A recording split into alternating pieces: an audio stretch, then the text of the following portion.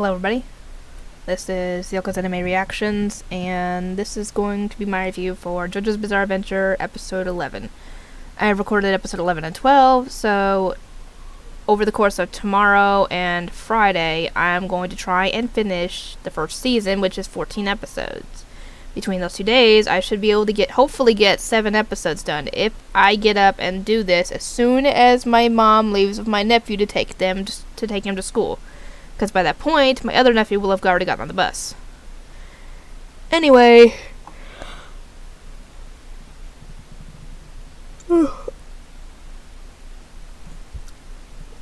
It had been so long since I've recorded for this show that I had completely forgotten Jojo's first name.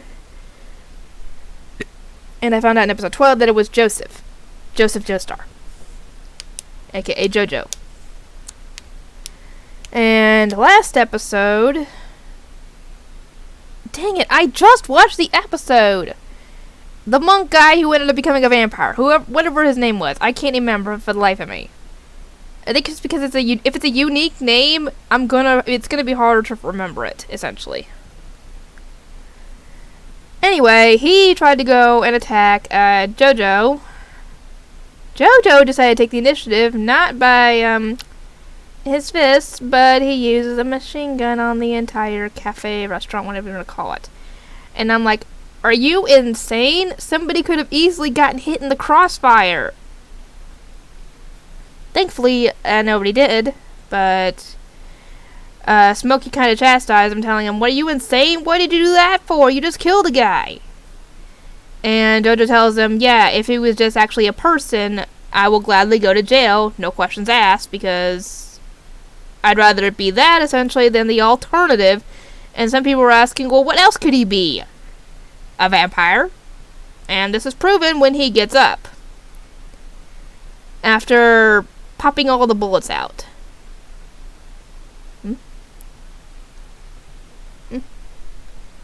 I thought for a sec someone was messing with the washer, but no, it was just the washer finishing up its cycle. Anyway... Oh, I'm tired. Every night, these kids have woken me up. And it's annoying. And the worst part is I gotta go to work later.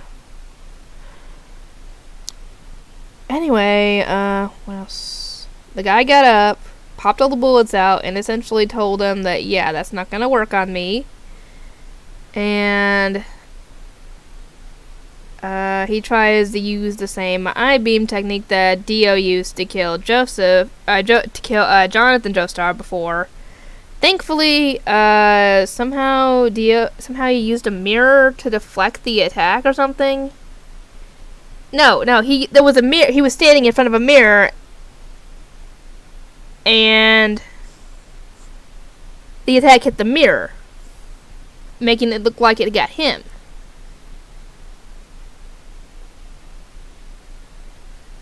I don't get it, but, could somebody explain to me, please, how, Joseph is able to predict what the other person is going to say? Is it because it's like making fun of a cliche of what the enemy normally says or something? Or is that supposed to be some kind of ability he's got, or what? Because...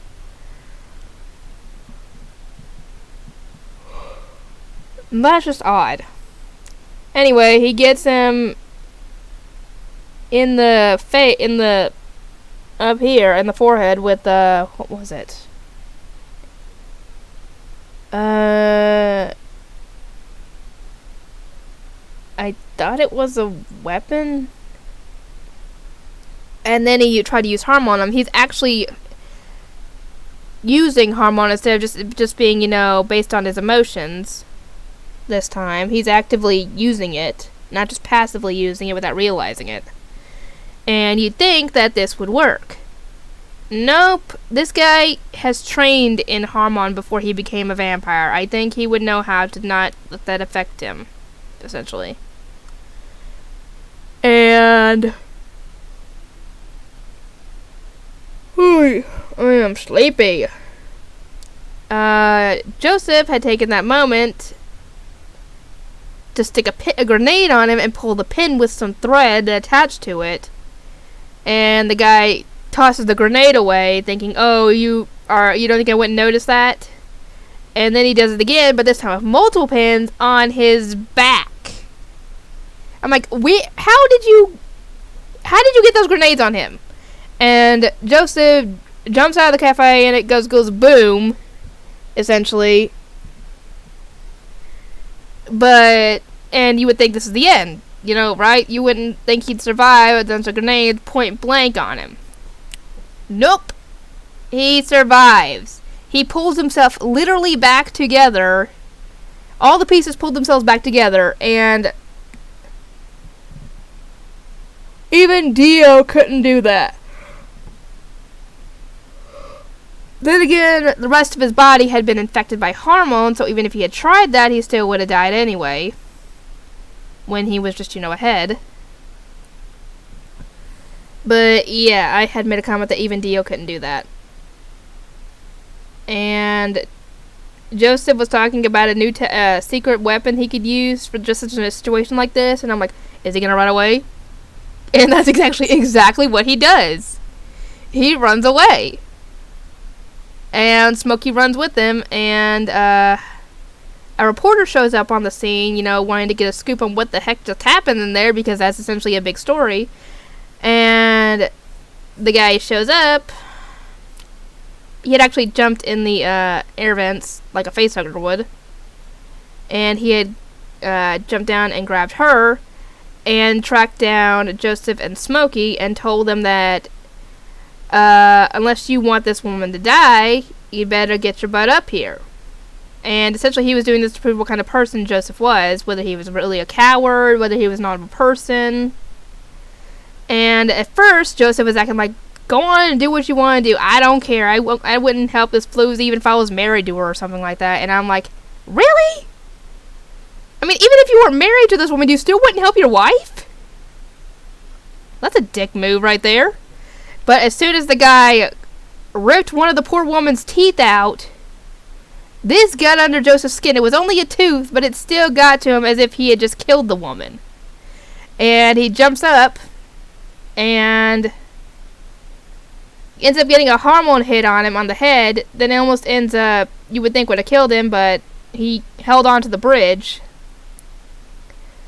And Joseph grabs him and interrogates him, wanting answers as to what the heck is going on and why he dumped Speedwagon and the others' bodies into the river like he did and everything. And the guy explains that if he had left the bodies there, the Pillar Man, as they call him, the guy in the tree that they had found in episode 10,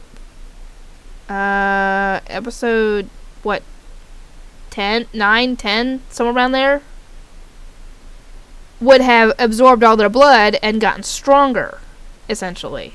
So he dumped their bodies so that the Pillar Man couldn't get any more blood. And apparently he freely gave all this information and gave him essentially a warning that he does not need to wake up the Pillar Man, essentially, and that if he does, this could possibly be the end of things.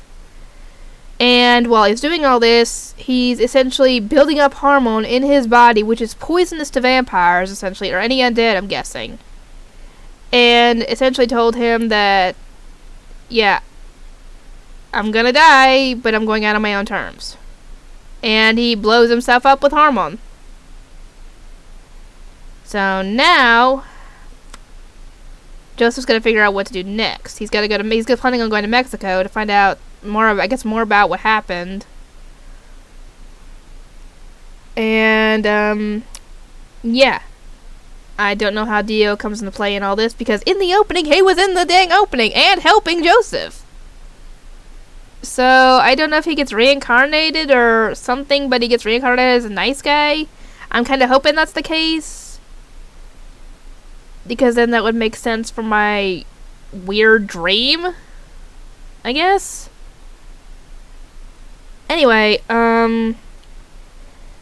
I hope you guys enjoyed it. I will try and get more out tomorrow. I would do more today, but I have to be at work at 3, and it's already